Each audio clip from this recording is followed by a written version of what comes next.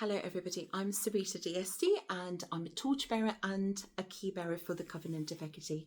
I was of course also the founder of the Covenant back in November 2010. So I've been asked to talk to you about a Torchbearer project. So my Torchbearer dedication, the thing I decided that I wanted to make my primary focus within the Hecatean world, because the Torchbearer projects don't have to be just for the community. They can be for the greater Hecatean world and devotees out there.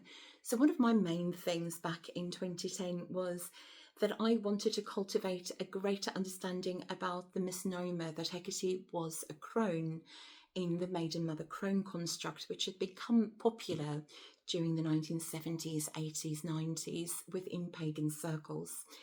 And I decided to take it upon myself to try and create resources and information for people to understand that this is a problematic view and also a limiting view. So for my Torchbearer project, I decided to create resources, and it's culminated in various articles and talks and lectures, not just within the context of the Covenant of Hekate, but also in the greater pagan and witchy world. So I've done talks about that in many places around the world because of my work as an author and a publisher. But I've also written articles for that and laid small kind of online things or shared information over the years. So I kind of do a little round of still trying to share that information every now and then, even though it's a project I created or started long before the Covenant, in fact. So that was my Torchbearer project, or one of them. I've done other projects as well over the years, and I've been involved in community collaborative projects that have created resources for the community. If you became a Torchbearer, you could choose something that you feel is important, something maybe that's underrepresented, or an activity that just simply isn't out there for people at the moment. It can be leading, one of the things I did for a couple of years was leading full moon meditations and rituals online and facilitating that.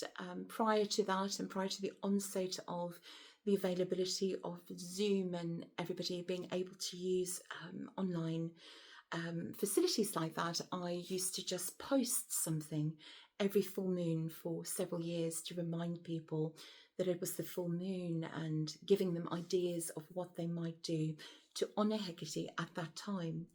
So a Torchbearer project is something of your own choosing. It's something that fills a void, something that is important to you.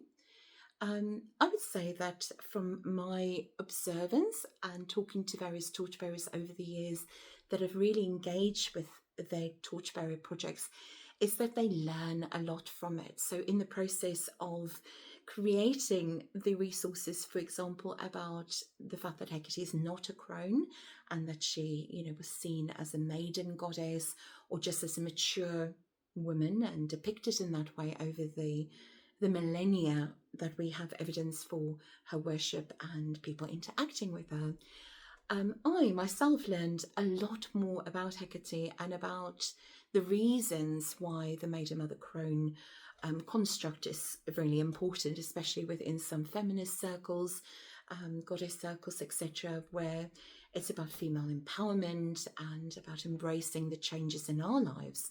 So I've come to understand that in a different way, but it doesn't change the fact that I continued on with my work to make people aware that while it's great for women to embrace the different changes that we go through and the different phases of our lives, that is not necessarily something that we can force upon Hekate or any deity for that matter.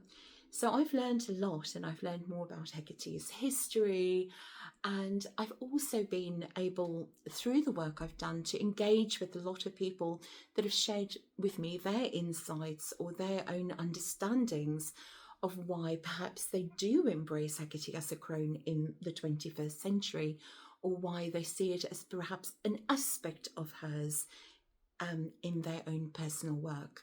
So I've learned a great deal from doing my Torchbearer projects over the years. I've particularly enjoyed it when we used to, and I think this is still happening today, when a group of people kind of all volunteer for a particular topic and they work together and they share their resources, they share their ideas, and it somehow comes together to create something that is greater and better than what one person could create by themselves, sharing our skills, sharing our knowledge. And we all have different skills and knowledge. We have different things that we get passionate about. And if you look at ancient temple kind of situations and how it worked, it was still people. Not everybody served as priestesses, as oracles, or, you know, at the altars. People also took on different roles. And for me, that's what a torchbearer encompasses as well. Is there's the shining the light for others and creating projects that will enable others to see more of Hekate, understand more of Hekate, being able to enter her mysteries in a safe and guided way. But there's also the work that just needs to be done. And if we all work together, we can create something amazing. And I still feel that one of the strengths of the Covenant is that it's community-led. I don't feel like I'm the leader. There are many leaders now. There are many other key bearers and torchbearers that are taking the reins and making everything happen. And for me, that is the sign of a healthy and maturing community. So yes, what are you going to do as your Torchbearer project? If you want to brainstorm, I'm here. Drop me an email. I'm not always very good at picking up messages on social media, but drop me an email and feel free to kind of, remind me if I haven't responded to you. So I'm very happy to engage in things like that and maybe even help you set up a collaborative project. Thank you, everybody. May the torchbearers and keybearers of her mysteries always find one another.